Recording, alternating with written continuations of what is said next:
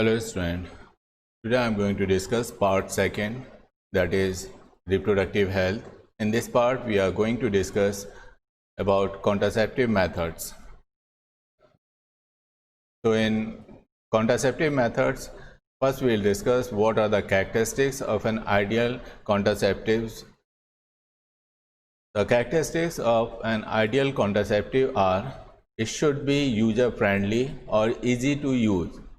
यानी जो कॉन्ट्रासेप्टिव कोई सा भी हो वो यूज़र फ्रेंडली होना चाहिए, यानी उसके इस्तेमाल करने के तरीके बहुत कॉम्प्लिकेटेड ना हो, वो ख़ुद से उसको यूज़ कर सकें. Second characteristics of an ideal contraceptive is easily available. ये हर जगह आसानी से अवेलेबल हों. इनको शॉप से, मेडिकल स्टोर से, हॉस्पिटल से लोग आसानी से पा सकें, ये उन्हें आसानी से मिल सके.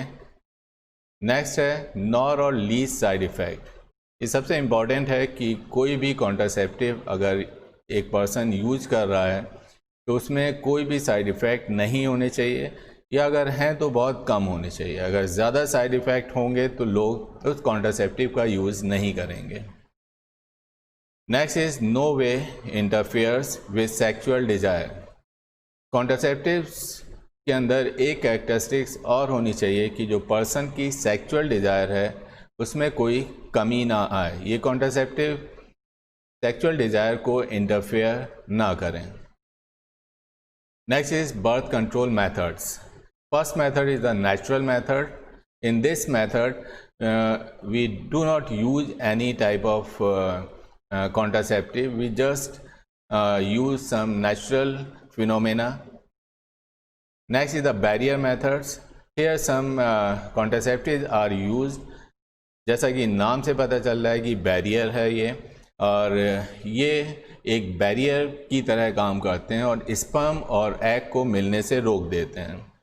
नेक्स्ट है इंट्रा यूटराइन डिवाइसेस और IUD. ये वो कॉन्ट्रासेप्टिव्स हैं जिनको यूट्रस के अंदर यूज किया जाता है. इसके बारे में हम अभी डिटेल में डिस्कस करेंगे.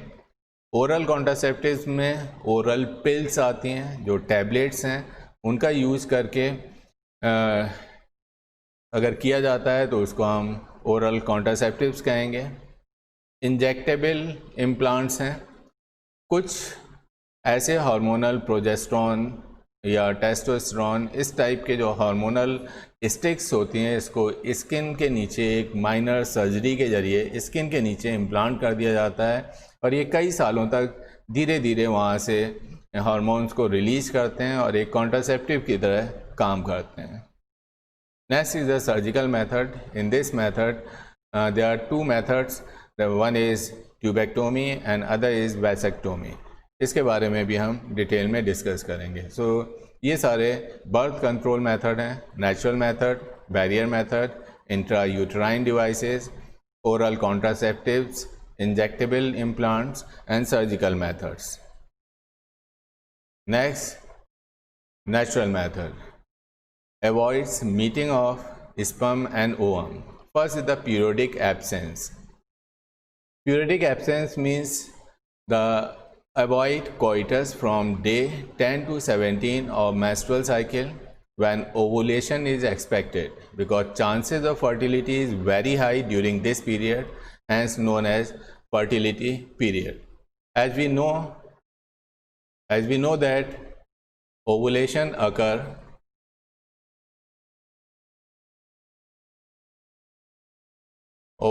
occur on 14th day. Ovulation 14th day को होता है.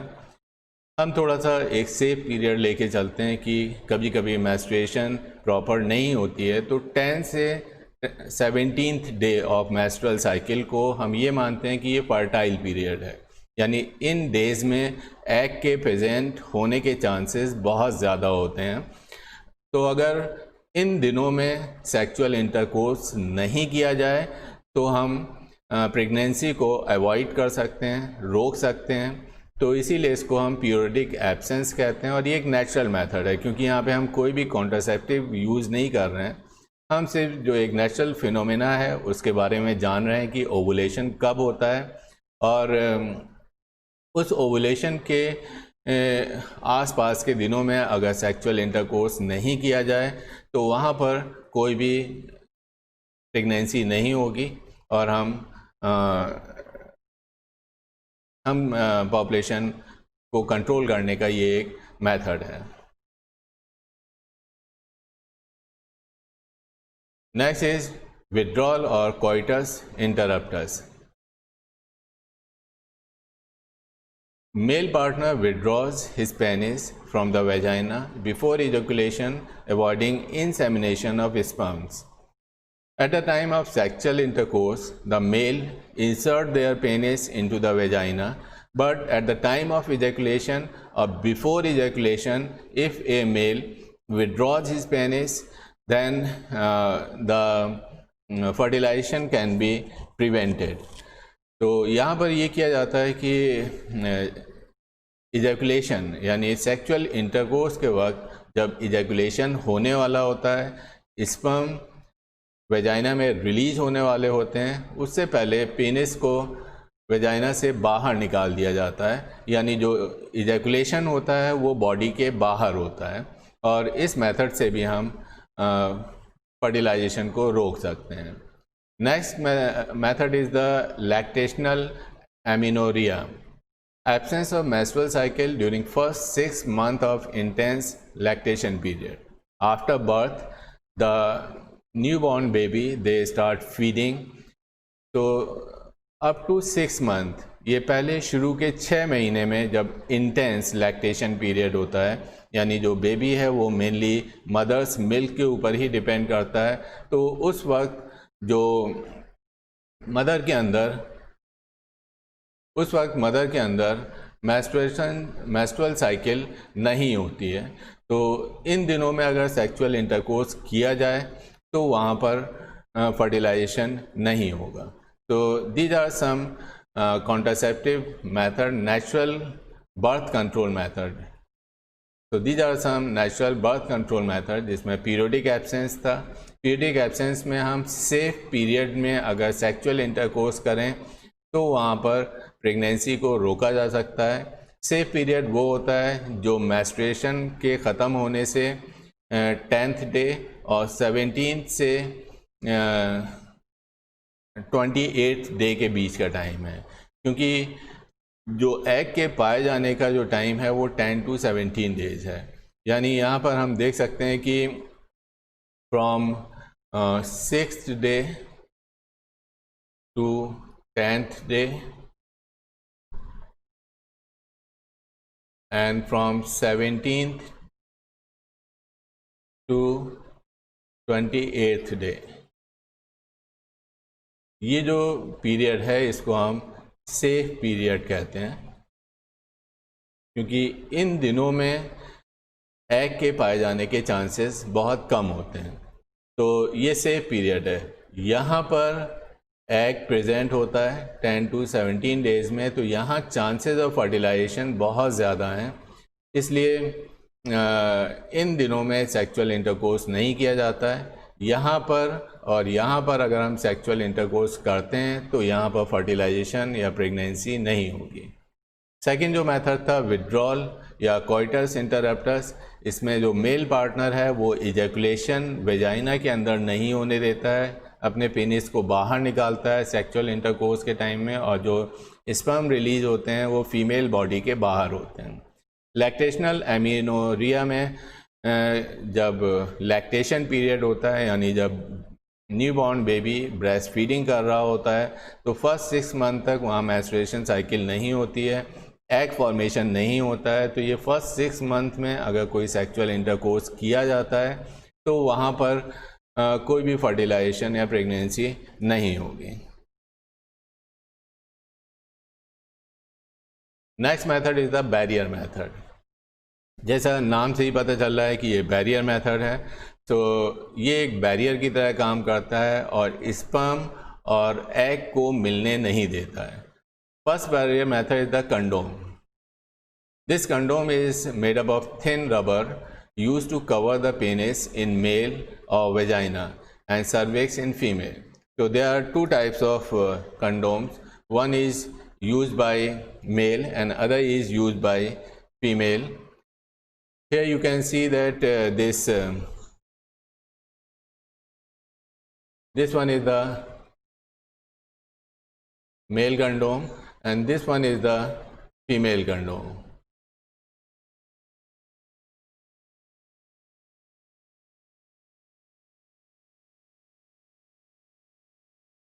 So this male and female condom, they are made up of very thin latex and they are used by the males. इसको पेनिस के ऊपर, penis को इससे cover किया जाता है और जो इजैकुलेशन होता है, जो स्पर्म होते हैं, वो इसी लेटेक्स रबर के अंदर होते हैं, यानी एक बैरियर का काम करता है कि स्पर्म को वेजाइना में नहीं जाने देता है, स्पर्म और एग का मिलना नहीं हो पाता है, फर्टिलाइजेशन नहीं होता है, प्रेगनेंसी नहीं होती है। नेक्स्ट फिगर में आप देख सकते हैं कि ये एक फीमेल कंडोम्स है। It is used by the female and they are inserted in the vagina by the female itself. Female खुद इसको अपनी उंगलियों की मदद से इसको वेजाइना के अंदर इंसर्ट करती है और जो इजैकुलेशन होगा वो भी इस फीमेल कंडोम के अंदर होगा, यानी ये जो स्पर्म है वो यूट्रस में नहीं जा पाएंगे और फैलोपियन ट्यूब में भी नहीं जा पाएंगे और फर्टिलाइजेशन नहीं होगा। इसके अलावा जो नेक्स्ट मेथड्स हैं वो जो डिवाइसेस हैं, ये डायफ्राम, सर्वाइकल कैप और वॉल्ट। यहाँ इस फिगर में देख सकते हैं कि ये एक सर्वाइकल कैप है। सर्वाइकल कैप यहाँ वेजाइना में जो सर्विक्स है, वेजाइना के अंदर या यूट्रस का जो ओपनिंग है जिसको सर्विक्स कहा जाता है, ये सर्विक्स को कवर कर रहे हैं। इस जगह पर ये सर्विक्स को कवर कर देते हैं तो स्पर्म्स जो है वो इस जगह पर रिलीज होंगे। स्पर्म्स वेजाइना में रिलीज होंगे लेकिन वो यूट्रस के अंदर नहीं जा पाएंगे। तो ये एक मेथड है जिसमें हम सर्वाइकल कैप, सर्वाइकल वॉल्ट और डायफ्राम, इन सब का स्ट्रक्चर करीब करीब सेम होता है और इनका यूज भी करीब करीब सेम होता है और ये सर्विक्स को बंद कर देते हैं जिसकी वजह से जो स्पर्म वेजाइना में रिलीज हो रहे हैं वो यूट्रस में नहीं जा पाते हैं। नेक्स्ट जो है advantage of barrier methods, they are disposable. Disposable का मतलब है कि इनको रीयूज नहीं किया जा सकता है, इनको एक बार यूज़ करके they are use and throw type. They can be self inserted, चाहे वो फीमेल कंडोम हो या सर्वाइकल वॉल्ट या कैप हो, इसको जो पर्सन है वो खुद से यूज कर सकता है। Some of the barriers are reusable. For example, the wart and cervical caps can be reused. Next, prevents conception by blocking entry of sperm through cervix. तो ये क्योंकि बैरियर मेथड हैं तो ये स्पर्म की एंट्री को ब्लॉक करते हैं जिससे स्पर्म और एग फ्यूज़ नहीं हो पाते हैं और यहाँ पर फर्टिलाइजेशन या प्रेगनेंसी नहीं पाई जाती। Next method is the intra uterine devices. यहाँ भी जैसा नाम से आपको पता चल गया होगा कि intra uterine devices, intra uterine, intra means inside, uterine means uterus और डिवाइसेस मीन्स ऐसे डिवाइस जो यूट्रस के अंदर जिनका यूज किया जाए या इम्प्लांट किया जाता है, इनको इंट्रा यूट्राइन डिवाइसेस कहते हैं। These devices, they are inserted by doctors or nurses in uterus through vagina. इसको जो पर्सन यूज करना चाहता है खुद से यूज नहीं कर सकता है, इसको डॉक्टर या क्वालिफाइड नर्सेस की मदद से इसको इंसर्ट किया जाता है।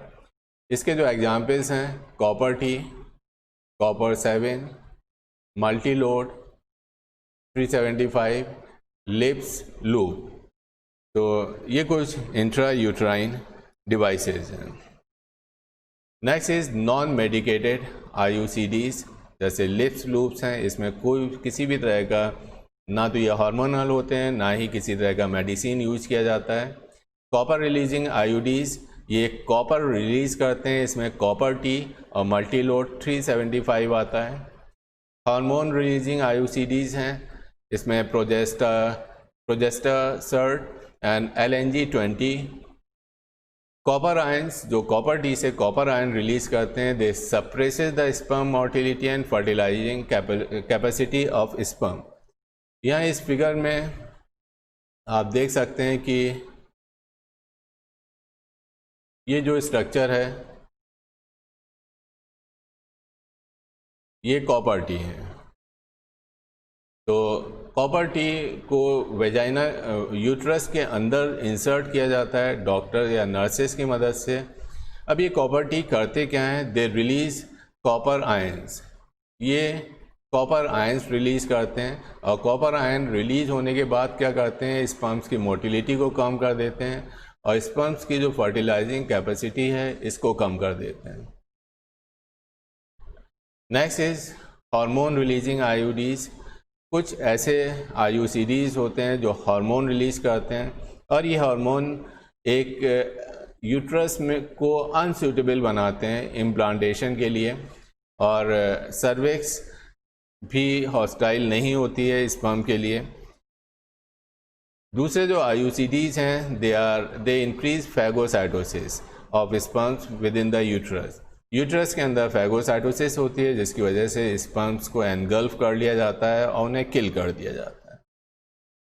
Next method is the oral pills. Oral pills में mainly they are use in the form of tablets. They inhibit ovulation and implantation. अलग अलग तरह के ओरल पिल्स होते हैं या टैबलेट्स होते हैं जिनका यूज़ ओरली किया जाता है और इसमें ये ओवुलेशन को रोकते हैं, या तो ये एग प्रोडक्शन को ही बंद कर देते हैं, या इम्प्लांटेशन जो एम्ब्रियो का यूट्रस से अटैच होना है ये उसको इनहिबिट करते हैं। They are very effective with less side effect. Saheli को हम मिनी पिल्स भी कहते हैं और इसके अंदर जो एक नॉन स्टेरॉइडल चीज़ है जिसको सेंटक्रोमेन कहा जाता है, और ये CDRI central drug research institute जो कि लखनऊ में है, इसको वहाँ पर प्रिपेयर किया गया था। Saheli is once a week pill after initial intake of twice a week dose for 3 month. शुरू में इसको 3 महीने तक एक हफ्ते में 2 बार लिया जाता है और 3 महीने के बाद इसको एक हफ्ते में 1 टैबलेट लिया जाता है, और ये इसको लेने का तरीका है। इंजेक्शन और implantation of progesterone estrogen under the skin. ये यहाँ पर कुछ हार्मोनल स्टिक्स होती हैं जिसको स्किन में सर्जिकली स्किन को थोड़ा सा कट किया जाता है और जस्ट बिलो द स्किन इसको इम्प्लांट कर दिया जाता है। धीरे धीरे हार्मोन्स को रिलीज़ करते हैं और एक कॉन्ट्रासेप्टिव की तरह काम करते हैं।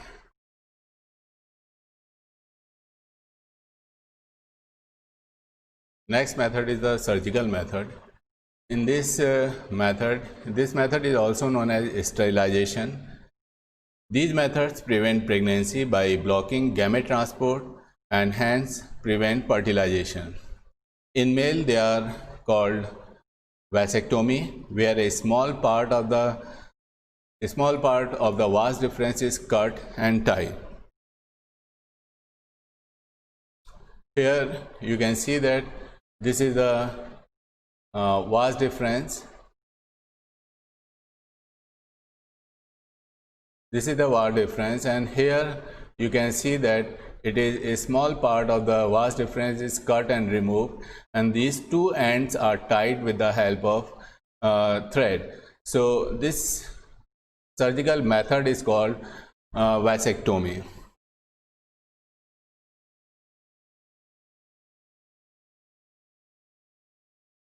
Next, in female, it is called tubectomy, where a small part of the fallopian tube is cut and tied with the help of thread. So here also you can see that in this part, a part of the fallopian tube is cut, and the 2 ends of the fallopian tube, they are tied with the help of thread. This method is highly effective क्योंकि यहाँ पर जो path है, जो passage है, उसी को cut कर दिया गया है, तो ओवरी से एग फैलोपियन ट्यूब में नहीं जाएगा और जो स्पर्म है वो यूट्रस से एग तक नहीं पहुंच पाएंगे। तो ये भी यहाँ पर जो एग और स्पर्म की मीटिंग है वो नहीं हो पाएगी और फर्टिलाइजेशन नहीं होगा। यहाँ पर एक डिसएडवांटेज है कि यहाँ रिवर्सिबिलिटी अगर कोई चाह रहा है तो इट इज़ वेरी पुअर। इसको रिवर्स करना एक बहुत ही मुश्किल काम है। तो इस मेथड को तभी यूटिलाइज करना चाहिए जब आप पूरी तरह से श्योर हैं कि अब आपको और चाइल्ड नहीं चाहिए, आप इस मेथड को यूज कर सकते हैं। Side effect of contraceptive method. It is very important that selection of contraceptive method should be taken under the consultation of the doctors. कोई भी contraceptive methods है, किसी भी तरह की मेडिकेशन अगर एज ए कॉन्ट्रासेप्टिव यूज़ की जा रही है तो बिना किसी डॉक्टर को कंसल्ट किए नहीं लेना चाहिए, क्योंकि इसके कुछ साइड इफ़ेक्ट्स भी हो सकते हैं।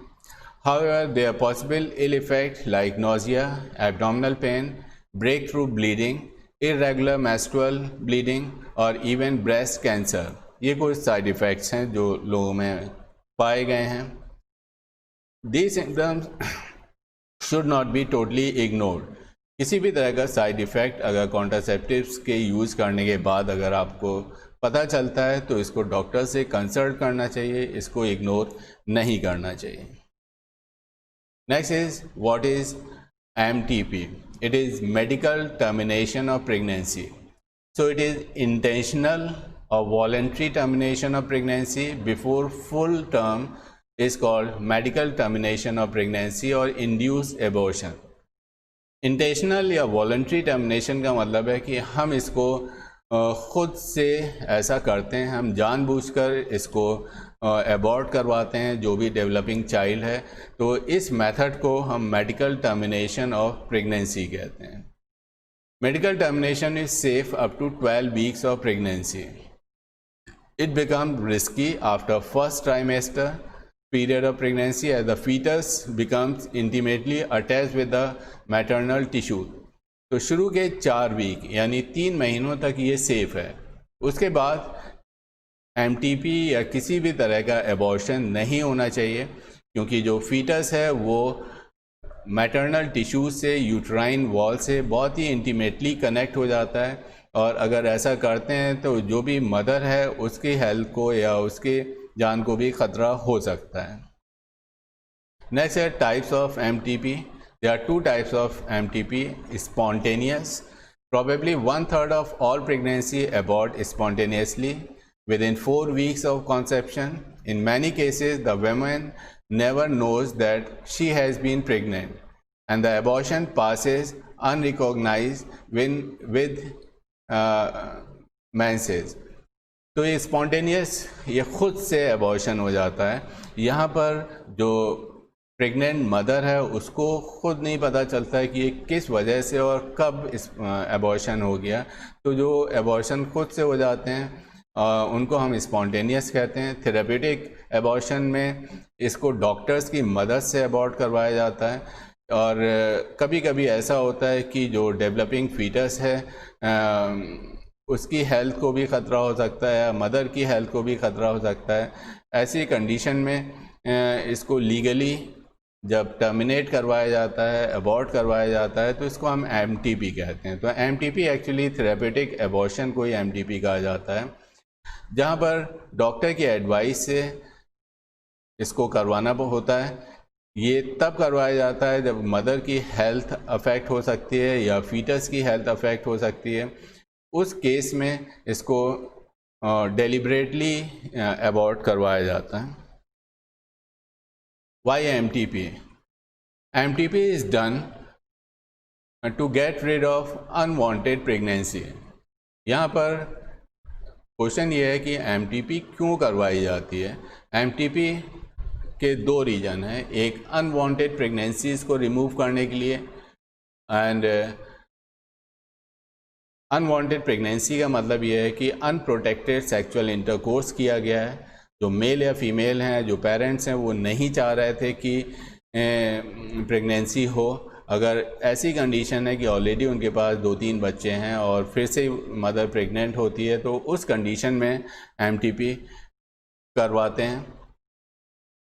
दूसरा जो रीजन है वो है MTPs are also essential in certain cases where continuation in pregnancy could be harmful or even fatal to the mother or fetus।